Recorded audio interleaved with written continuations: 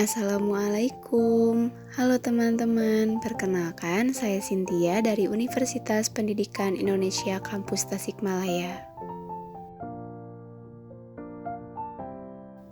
Pernah nggak sih kalian menghitung seberapa banyak sampah plastik yang kita buang setiap harinya? Atau pernahkah kalian membayangkan dampaknya jika hal tersebut terus-menerus terjadi tanpa adanya penanggulangan?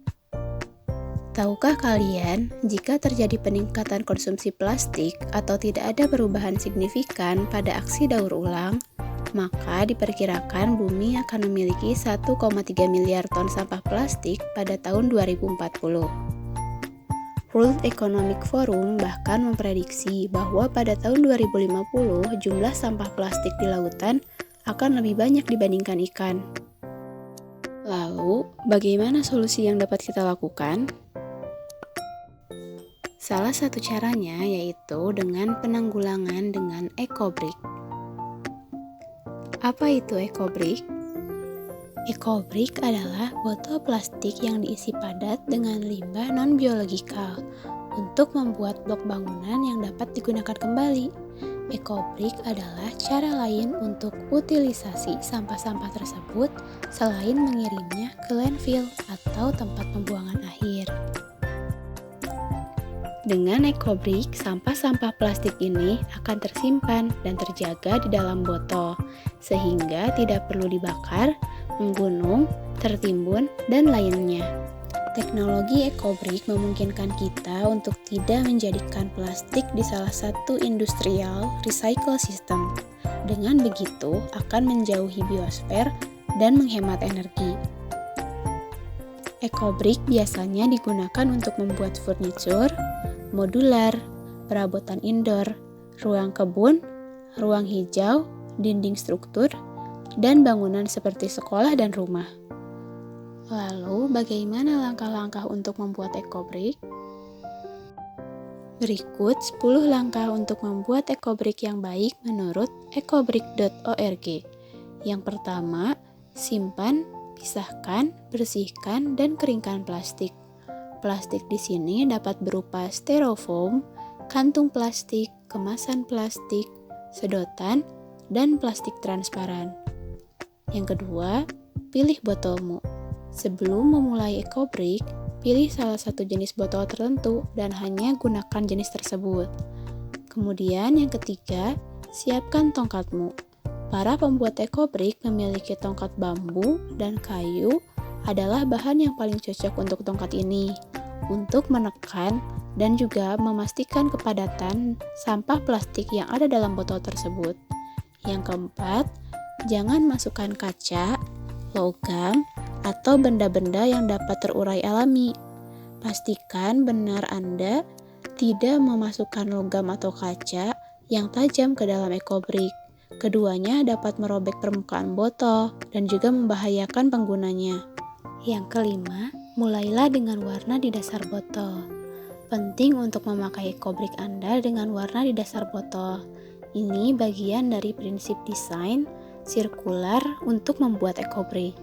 Yang keenam, untuk membuat warna di dasar EcoBrick Anda, pilih plastik lunak dengan warna polos. Kemudian dorong ke dasar EcoBrick Anda. Yang ketujuh, isi botol hingga padat dengan mencampur plastik di dalamnya. Yang kedelapan, potong atau robek-robek plastik berukuran besar menjadi bagian-bagian kecil. Semakin kecil ukurannya, semakin padat hasilnya. Isi setengah tinggi botol dengan plastik, kemudian gunakan tongkat untuk mendorong plastik ke seluruh sisi botol. Terus, dorong dan lakukan ini ke seluruh sisi keliling botol. Setelah padat, tambahkan plastik lagi. Hal ini dilakukan untuk memaksimalkan kerapatan. Sebaiknya selang-seling, isinya antara plastik lunak dan keras. Jika ini adalah EcoBrick pertama kalian, timbang sesekali untuk memastikan kalian mencapai target berat minimum.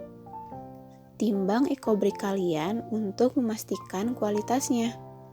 GEA telah menentukan bahwa kerapatan minimum EcoBrick yang perlu dicapai adalah 0,33 gram per mili. untuk dapat dinyatakan lolos.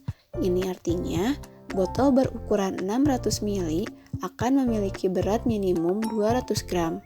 Sementara, botol dengan 1500 ml akan memiliki berat minimum 500 gram.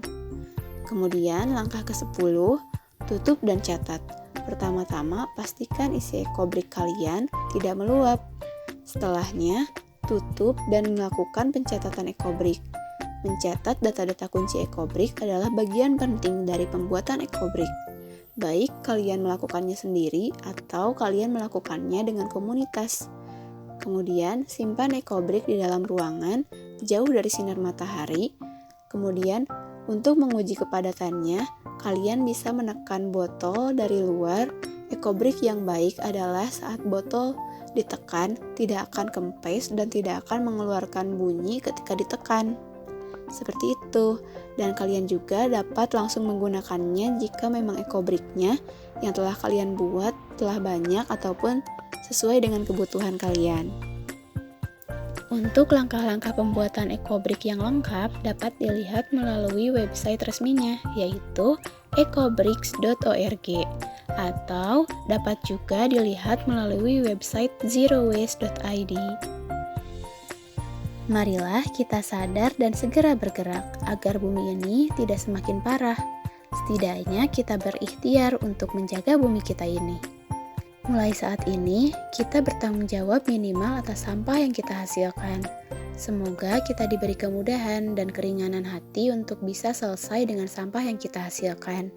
Semoga bermanfaat dan terima kasih. Wassalamualaikum warahmatullahi wabarakatuh.